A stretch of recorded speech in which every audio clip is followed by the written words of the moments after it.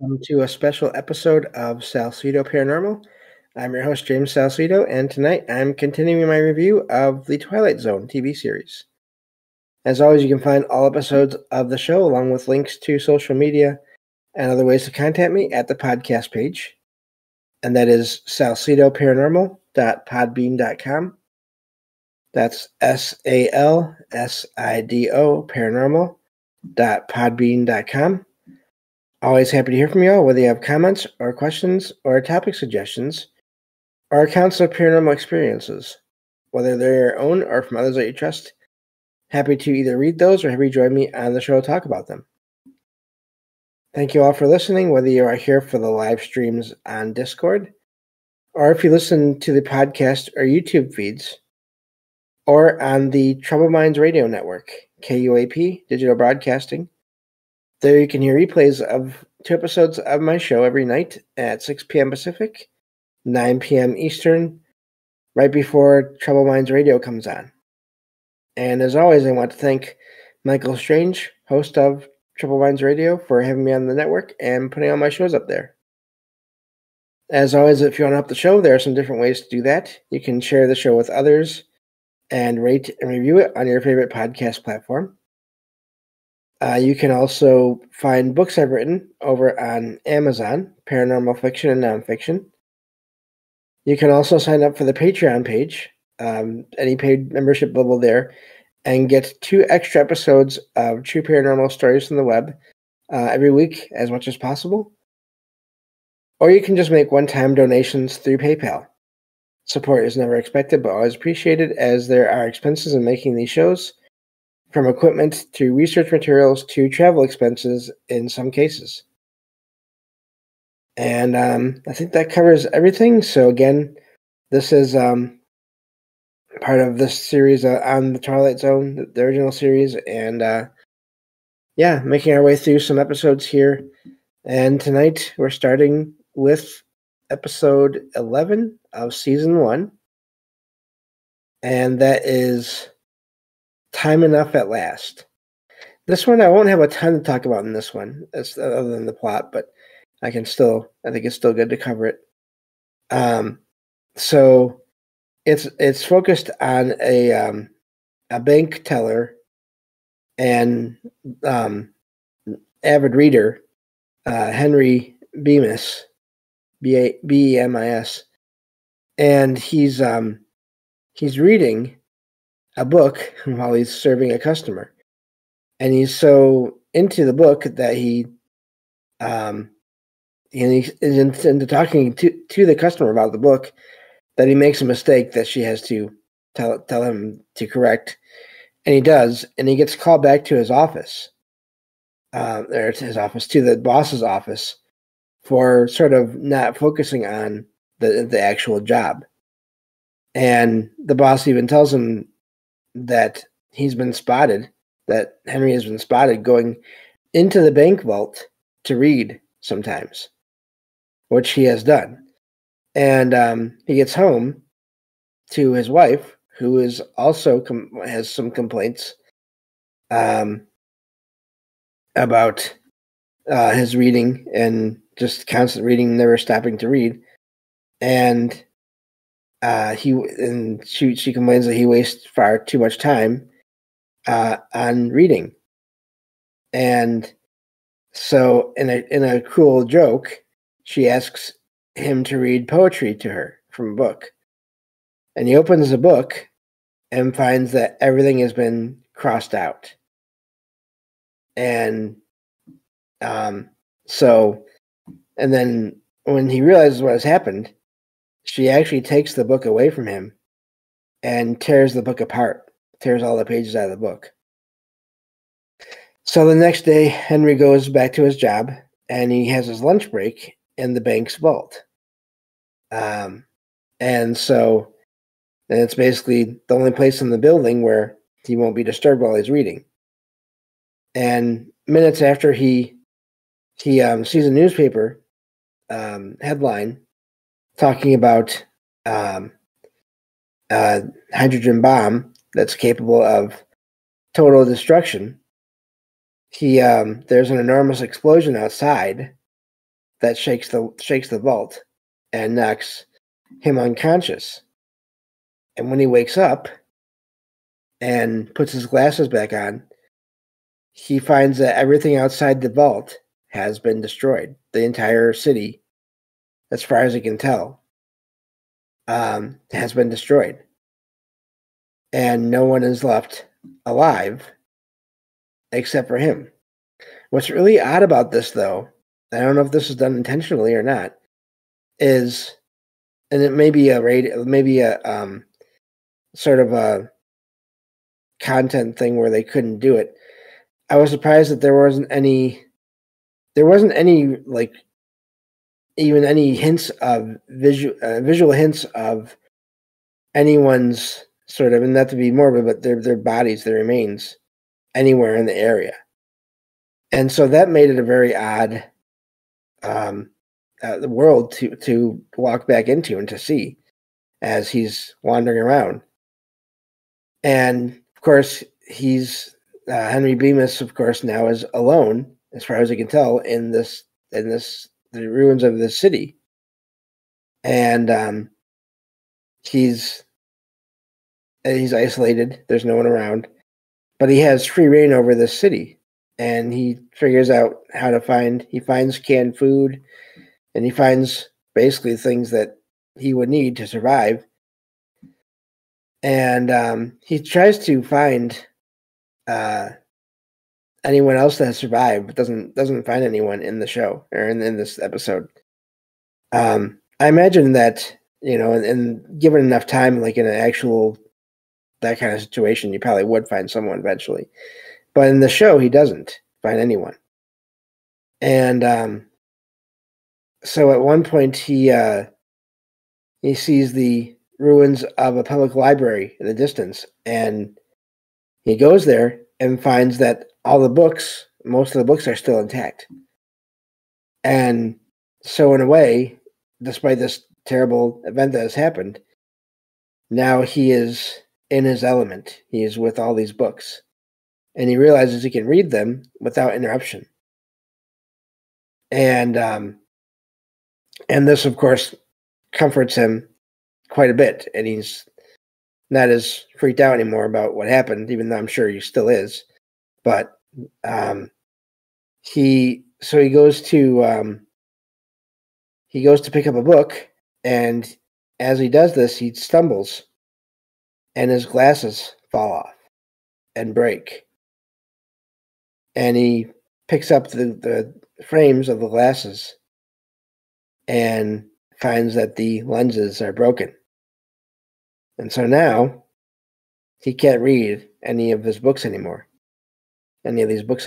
So it's really more of just a horror story. There's not a lot there for me to talk about in terms of paranormal things, but other than just how odd things can happen, not so much the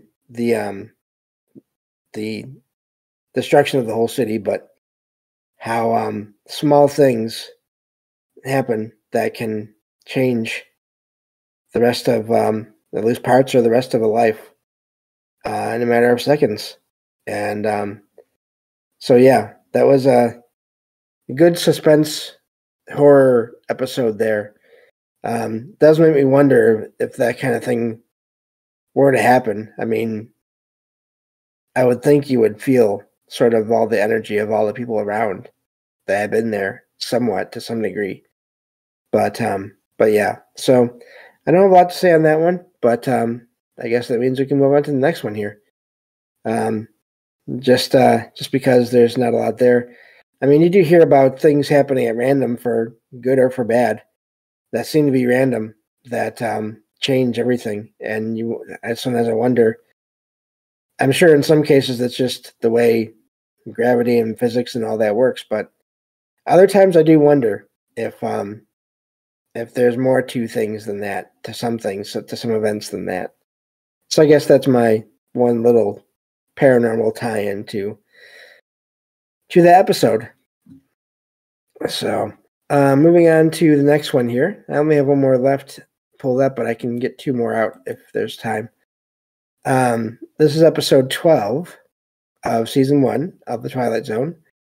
And this is, the title is Perchance to Dream. So it says it's the 9th episode, but on my list here, let's see here, because I have it as oh no, it is 9th. Never mind. I don't know why I thought it was 12th. Maybe I just thought it was that. So the last one was episode 8. Time Enough to Rest, Time Enough at Last was episode 8. And then this episode now is Perchance to Dream is episode 9 of season 1. Sorry about that. I had my numbers mixed up. But anyway, so this episode is, it features it's all basically about one man, Edward Hall. And from the start of the episode, you can tell that he's tired. He's extremely tired, but also extremely on edge in this episode. And he seeks the aid of a psychiatrist, Dr. Rothman. And so when he first enters the office, he's so tired he's barely able to stand. And Rothman helps him to the couch. And Edward Hall starts to drift off into sleep. But he suddenly jolts awake and gets up. And Rothman is trying to figure out what's going on, wonders why Hall is so tired, why Edward is so tired. And so Edward explains that he has a heart condition and also has been having a series of odd dreams. He believes that it's his imagination, and then it is severely out of control, to the point where in his dreams, he's been able to see and feel things that are not there. And so his heart condition has been getting worse because of just constant thoughts and scares that have happened over the years. And of course, part of why he doesn't want to sleep is because in his dreams, they've been happening in sequence. In other words, like a TV series or like movie series. And he's always in this carnival. And at one point he finds this kind of like dancing exhibit. I don't know what you call it. Featuring a woman named Maya, the cat girl, and the quotation marks there. That's sort of her acting costume design thing. And he describes these dreams involving this carnival, and the latest ones that involve this Maya, this girl. And he's drawn to her, but also afraid of her. And part of that is because it seems like she and everyone there know him, even though he doesn't really know any of them, any of the people at this carnival. And he is afraid because he feels like she wants to try to kill him in his dreams. And it ends up with the couple of dreams that he has. Starts off with a fun house, kind of a ghost, what do you call it, haunted house attraction kind of thing, and leads to a roller coaster. And so Edward is now convinced that if he falls asleep again, he will finally be killed in his dream, and it'll cause his heart to go so fast that it'll kill him in his waking life too, in the real world, so to speak. So he's on this edge. He wants to stay awake as much as possible because of these dreams, even though he knows he can't, and even though it's putting a strain on his heart.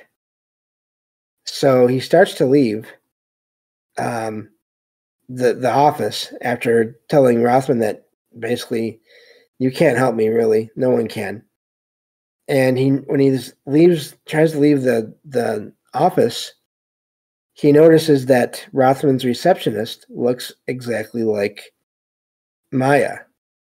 And so he's terrified, and he runs back into Rothman's office. And he sees the windows. And of course, this series does get dark.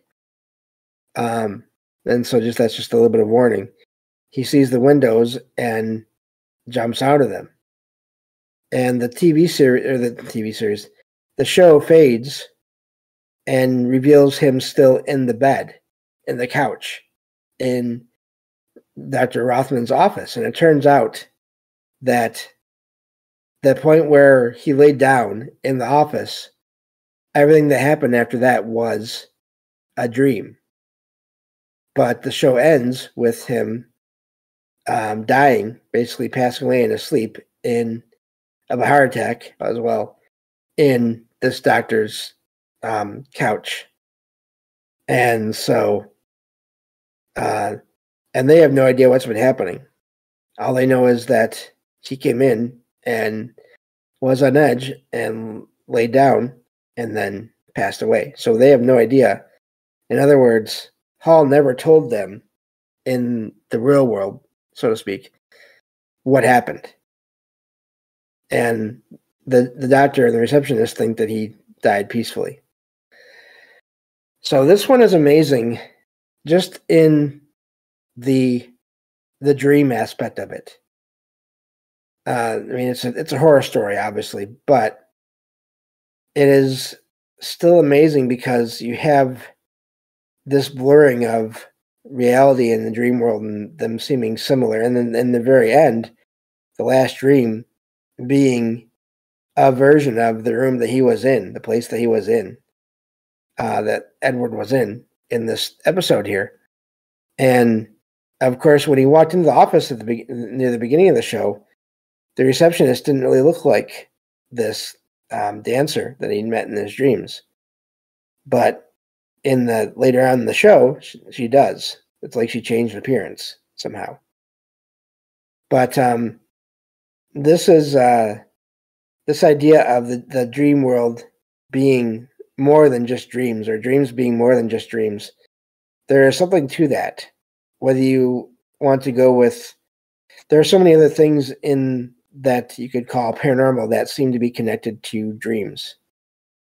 From out-of-body experiences that seem almost like they're a dream, but then they feel too real to be just a dream, to visitations from loved ones I've had, and you can find plenty of accounts of that online, to all other kinds of things, possibly seeing or visiting or going to alternate or parallel universes, all these different things.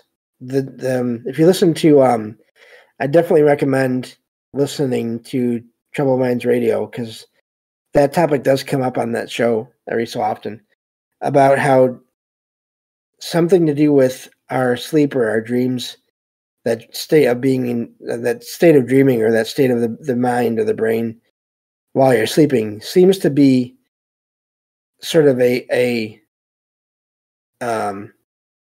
way or an easy jumping off point, launch point to go into other levels of consciousness and or reality, whatever those are, that are not just regular dreams. And of course, I'm not saying at all that we don't have just dreams that are completely us, our own minds, making things, images and sounds and things, making up worlds, whatever. I do believe that all of that happens too. And I've heard various ideas about why that is. It's sort of for us to process everything that's happened in a day, sort of for the subconscious to do that, all those things. And I think all that is accurate. But there's been plenty of accounts I've found online over the years of people having, like I said, visitations from loved ones, having premonition dreams, basically having experiences and dreams that either part or all of those situations end up happening in this world. All these different things seem to be connected. And so yeah, that was really the biggest thing about that is, and I've even heard of people having visiting the same place in their dreams over and over again, and having it be almost like what is described in this TV show episode, this fictional show, where it seems like it's a series of dreams that are sequential, that that have that aspect to them. And so yeah, that was a neat episode. And dreams can be, even the regular ones can seem fairly realistic. I don't know. It's hard to describe the difference between, for myself anyway, my regular dreams and other experiences I've had while sleeping that seemed like dreams at first, that as it went on, I didn't feel like they were just dreams. It's hard to describe how one knows when it's more than just a dream, because I think you probably have to experience it to know that. And there may not be any, at least as of right now, there may not be any easy way to scientifically explain how that works. Because just like everything paranormal, these things don't happen usually on command, if ever. And whereas that's what science demands, is that you can sort of set up any situation in a controlled environment, in a controlled setting, and examine it. And that's not how all this works. If it was, then that would not be, the show would probably not even be here. And I wouldn't be doing this. We'd have everything figured out, and obviously we do not. So, but yeah, just to give an example of some of those kinds of, and I've talked about this before, dreams that are sort of premonitions, or I don't know, out of body experiences. I've had so many of them, and so I'll just go with one that I had many years ago, about walking into a room with a desk and a chair and a window behind it, and I could see a street light outside, and that's all I could really see of the room. There wasn't really a lot of light in the room. I had this dream maybe in my early teens, maybe even earlier than that. And then years later, I went and did this sort of a, I don't know, job training or office training kind of a program between my school and a local government office. And I worked there for a while, just doing basic chores, just putting things in the paper shredder, just whatever, just odds and ends here and there. Well, this one day I was given a file to take from one person to another. And I walked, they told me where to go, and I walked around this, they had made sort of walls out of several filing cabinets in this office. They just had stacks of them and rows of them that they did that with. And I walked into this office and handed this folder to one of the employees there. And I realized I was seeing the desk and the chair and the window, just as I had in that dream. So, and I've had so many of those. But anyway, that's all the time we have for today. Thank you all for listening, and I'll talk to you all next time on Salsidoparanormal. Take care.